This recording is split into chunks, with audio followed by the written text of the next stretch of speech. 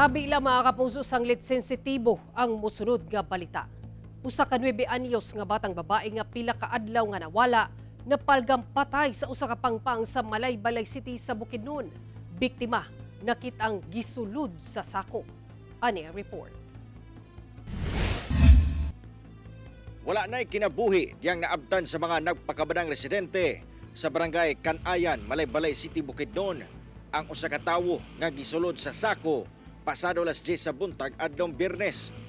Ang patayng lawas napalgan sa ubos nga bahin sa usa ka pangpang sa Zone 5, Langkog, Incalbog sa barangay Canayan. Sa pag-imbestiga sa PNP, nasuta nga ang biktima usa ka 9 anyos nga batang babae nga nawala sukad pa niadtong Abril 14 ning tuiga. Ang maong biktima gikumpirma sab sa banay niini nga nakigkoordinar sa PNP. Nag-request pa sa Bukidnon Provincial Forensic Unit na i-process ang crime scene as well as ang area. So nagkuha na punta, na-observe nato nga ang kaning patay nga lawas sa atong minor is nana sa decomposition stage.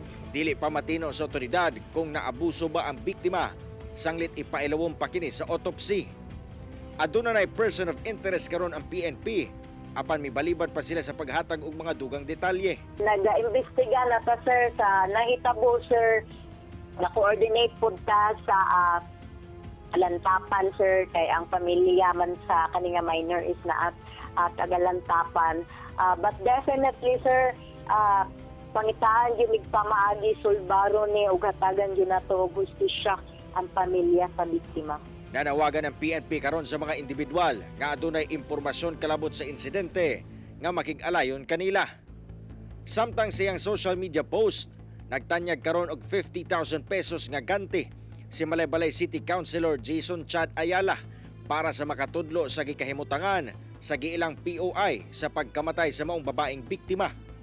Ginakuhaan pa sa GMA Regional TV 1 Mindanao og pahayag ang nahibiling panay sa biktima. Cyril Chavez, 1 Mindanao.